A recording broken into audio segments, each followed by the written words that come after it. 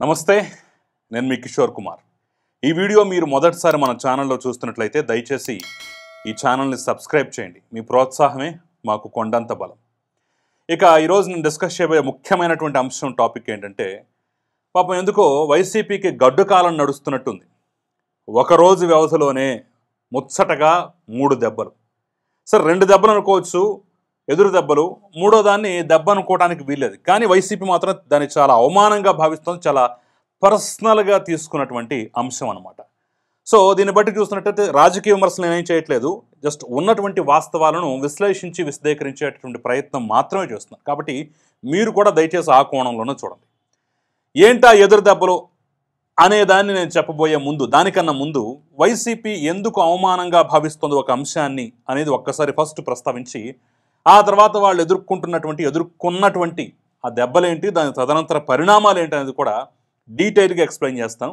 ఎక్కడ స్కిప్ చేయకుండా మొత్తం చూడండి. ఆఫ్టర్ లాంగ్ టైం, దాదాపు 6 సంవత్సరాల తర్వాత జగన్మోహన్ రెడ్డి మొదటిసారిగా సిబిఐ కోర్టుకు, నాంపల్లి సిబిఐ కోర్టుకి హాజరు కాబోతున్నారన్నమాట. సో ఆయన తాజాగా యూరప్ పర్యటన చేశారు. యూరప్ పర్యటనకు వెళ్ళేటటువంటి సందర్భంలోనే మీరు తిరిగి వచ్చిన తర్వాత ఒక్కసారి వ్యక్తిగతంగా హాజరు కండి అని చెప్పి మరి ఆ కండిషన్లోనే ఆయనకి యూరప్ పర్యటనకు అనుమతి ఇచ్చి మరి కోర్టు పర్మిషన్ ఇవ్వడం అయితే జరిగింది. సో వచ్చాడు. ఆ తర్వాత నేను రాలేను కోర్టుకి, నేను కోర్టుకు వస్తే ఇంత ఖర్చు అవుతుంది, ఇంత సెక్యూరిటీ అవుతుంది, ఈ రకంగా ఇబ్బందులు వస్తాయి, కాబట్టి వీడియో కాన్ఫరెన్స్ తీసుకోండి, లేదంటే నా లాయర్ని పంపిస్తాను, ఇలా 2-3 రకాల ఆప్షన్స్ పెట్టాడు. అదేం కుదరదు అబ్బాయి, రావాల్సిందని గట్టిగా కోర్టు కూడా చెప్పిన నేపథ్యంలో 21వ తారీఖు వరకు, ఈ నెల 21వ తారీఖు వరకు మొత్తానికి టైం ఇచ్చారు. సో దానికి ఒక రోజు ముందుగానే రేపటి రోజున 20వ తారీఖునే జగన్మోహన్ రెడ్డి అటెండ్ కాబోతున్నాడు కోర్టుకి. అయితే దీన్ని అవమానంగా భావిస్తుంది వైసీపీ. మా అన్ననేంటి కోర్టుకు లాగటం ఏంటి, ఆయన వ్యక్తిగతంగా హాజరు కావటం ఏంటి, అసలు ఇదేంటిది అని కొంత లోపల వాళ్ళు ఉడికిపోతున్నటువంటి పరిస్థితి.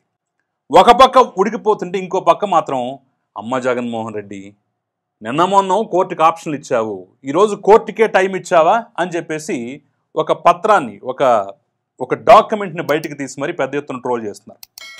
ఆ డాక్యుమెంట్ అనేది ఒకసారి నేను చూపించే ప్రయత్నం చేస్తాను. ఇది నిజమో కాదు తెలియదు, కానీ సోషల్ మీడియాలో పెద్ద ఎత్తున సర్క్యులేట్ అవుతుంది.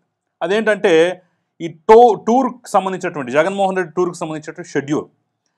ఆయన ఉదయాన్నే 9 గంటలకి తాడేపల్లి ప్యాలెస్ నుంచి బయలుదేరితే 9:40కి బై రోడ్లో గన్నవరం ఎయిర్పోర్ట్కి చేరుకుంటారని, 10 గంటలకి గన్నవరం ఎయిర్పోర్ట్ నుంచి ప్రత్యేక విమానం ఎక్కుతారు, 10:45కి బేగంపేట ఎయిర్పోర్ట్కి చేరుకుంటారు. ఎందుకంటే ప్రత్యేక విమానాలు తప్ప బేగంపేట ఎయిర్పోర్ట్కి సాధారణ విమానాలు రావు. సో ప్రత్యేక విమానంలో బయలుదేరి వస్తారు. 11 గంటలకి బేగంపేట విమానంలో ఆయన దిగిన తర్వాత అక్కడి నుంచి బై రోడ్లో బయలుదేరతారు. 11:30కి నాంపల్లి సిబిఐ కోర్టుకు చేరుకుంటారు. ఇక అసలు ట్విస్ట్ ఎక్కడుంది, 11:30 నాంపల్లి సిబిఐ కోర్టుకు హాజరైనటువంటి జగన్మోహన్ రెడ్డి ఏకంగా 12:30 బై రోడ్ బయలుదేరి లోటస్ పాండ్ నివాసానికి చేరుకుంటారని షెడ్యూల్ ఇచ్చారు. అంటే రావటం ఓకే, వెళ్ళటం అనేది మీ చేతుల్లో ఉంటుందా?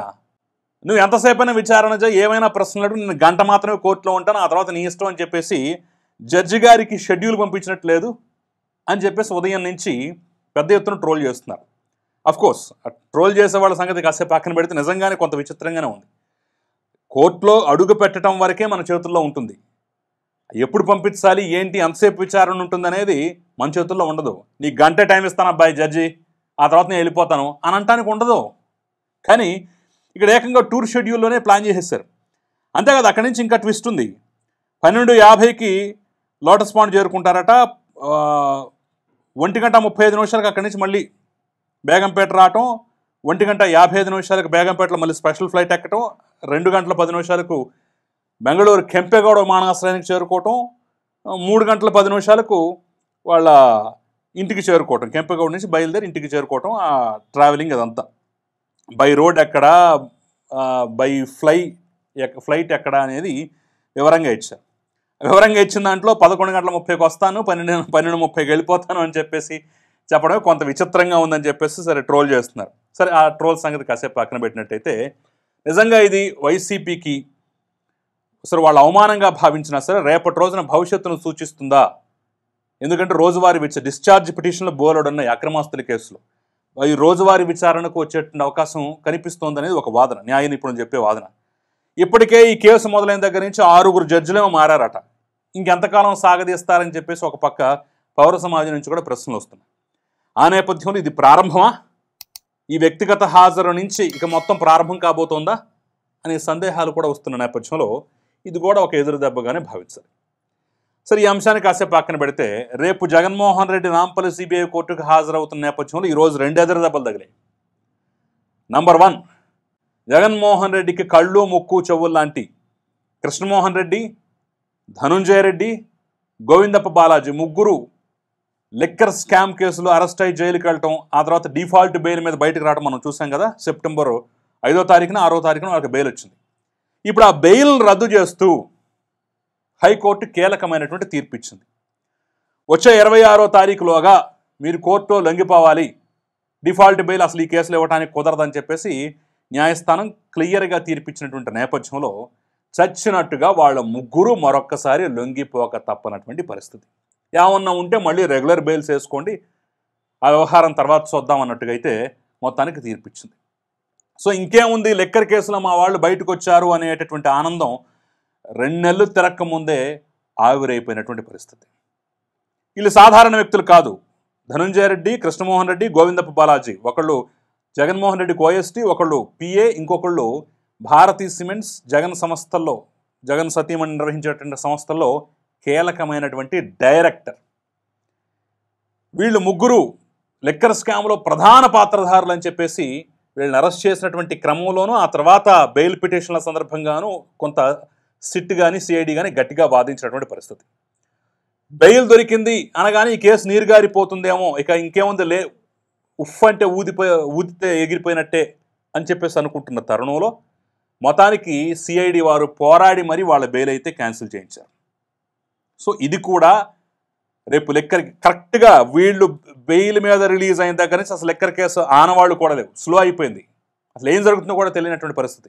నిన్న మొన్న ఏదో అప్డేట్ వచ్చేంత వరకు ఇది వీళ్ళు దోచుకున్న డబ్బులోనే వేరే వాళ్ళు వచ్చి దోచుకున్నారనేటువంటి అప్డేట్ వచ్చేంత వరకు అసలు ఈ కేసు ఏమైందో కూడా ఎవరికీ తెలియనటువంటి పరిస్థితి. అలాంటిది మళ్ళీ వీళ్ళు బెయిల్ క్యాన్సిల్ అయ్యి లోపలికి వెళ్తారా అంటే ఖచ్చితంగా మరొక్కసారి వేగం పుంజుకునే అవకాశం మనందరి నోళ్లలో నానే ఛాన్స్ అయితే చాలా స్పష్టంగా ఉంది. ఇది ముఖ్యమైనటువంటి ఎదురుదెబ్బ. ఇక దీన్ని మించిన ఇంకో ఎదురుదెబ్బ ఏంటంటే, ఇప్పటికే లిక్కర్ కేసులు అరెస్ట్ అయ్యి జైల్లో ఉన్నటువంటి చెవిరెడ్డి భాస్కర్ రెడ్డికి సంబంధించినటువంటి ఆస్తుల్ని జప్తు చేసేందుకు ప్రభుత్వం అనుమతి ఇచ్చింది. 1 కాదు 2 కాదు, దాదాపుగా 60 కోట్ల పైచులకు అంటున్నారు. ఇవన్నీ అక్రమ ఆస్తులు అని చెప్పేసి అంటున్నారు. దాని వివరాలు కూడా ఒక్కసారి మనం చూసినట్టయితే చాలా క్లియర్గా ఉన్నాయి. కొన్ని వివరాలు అయితే తెలుస్తున్నాయి. వ్యవసాయ భూములు, ఓపెన్ ప్లాట్లు, ప్రధాన ప్రాంతాల్లో భూములట. తిరుపతి, నెల్లూరు, చిత్తూరు జిల్లాలో ఈ 3 ప్రాంతాల్లో ఉన్నటువంటి ఆస్తుల్ని అటాచ్ చేసేందుకు, జప్తు చేసేందుకు అయితే ప్రభుత్వం సిఐడి వారికి అనుమతి ఇచ్చింది. కళ్యాణ వెంకటేశ్వర స్వామి ఇన్ఫ్రా ప్రైవేట్ లిమిటెడ్ మరియు సిఎంఆర్ ఇన్ఫ్రా ప్రైవేట్ లిమిటెడ్ వంటి కంపెనీల ద్వారానే అక్రమాలకు పాల్పడ్డారు, దాంట్లోకి డబ్బులు మళ్లించారని చెప్పేసి ఆరోపణ. రిజిస్ట్రేషన్ డాక్యుమెంట్లో 8.5 కోట్లు, 8.85 కోట్ల రూపాయలు మాత్రమే ప్రకటించి అక్రమంగా 54.87 కోట్లు క్యాష్గా చెల్లించారు. సేల్ డీడ్లో కూడా తక్కువ విలువ పేర్కొన్నారు అని చెప్పేసి ఇదంతా అక్రమ డబ్బే, ఈ లిక్కర్ స్కామ్లో చేసినటువంటి డబ్బే అని చెప్పేసి సిఐడి వాదిస్తోంది. సో చెవిరెడ్డి భాస్కర్ రెడ్డి, చెవిరెడ్డి మోహిత్ రెడ్డి, చెవిరెడ్డి హర్షిత్ రెడ్డి వీళ్లకు సంబంధించిన ఈ ఆస్తులు ఏవైతే ఉన్నాయో వీటన్నిటిని జప్తు చేసేందుకు ప్రభుత్వం అయితే అనుమతి ఇచ్చింది. అఫ్కోర్స్ జప్తు చేయొద్దని చెప్పేసి వాళ్ళు మళ్ళీ కోర్టుకి వెళ్తారు, కోర్టులో పోరాటాలు, ఇవన్నీ మనకు తెలిసినటువంటి అంశాలే. వాళ్ళ హక్కు అది, కోర్టుకి వెళ్ళటం వాళ్ళ హక్కు, వెళ్తారు. వీళ్ళు కారణాలు, సాక్ష్యాలు, ఆధారాలు చూపించి వీళ్ళు కూడా ఫైట్ చేస్తారు. సో ఇప్పటి వరకు లిక్కర్ కేసులు, అరెస్టులు మాత్రమే చూసినటువంటి నేపథ్యంలో ఇక జప్తులు, ఆస్తులు సీజ్ కూడా మొదలైందంటే మరో స్టెప్కి కొడుతున్నట్టే లెక్క. అంటే ఇప్పటివరకు ఏమీ లేదు అని వాదిస్తున్న దగ్గర ఇదిగో ఉంది, ఇక్కడి నుంచి మొదలెట్టాం అని చూపించడానికి అవకాశం దొరుకుతున్నట్టే లెక్క. ఇది కూడా ఖచ్చితంగా, ఎందుకంటే చెవిరెడ్డి కూడా చాలా నెలల నుంచి బెయిల్ కోసం ప్రయత్నిస్తున్నాడు. బెయిల్ రాకపోగా ఆస్తులు కూడా జప్తంటే మరి కేసు తీవ్రత పెరుగుతున్నట్టే కదా, కాక పెరుగుతున్నట్టే కదా, హీట్ అనేది పైకి తంతున్నట్టే కదా. సో ఇవన్నీ చూస్తున్నట్లయితే ఈ రెండు ఖచ్చితంగా విమర్శించడానికి at the same time defend చేసుకోవడానికి అవకాశం లేనటువంటి ఎదురుదెబ్బలు.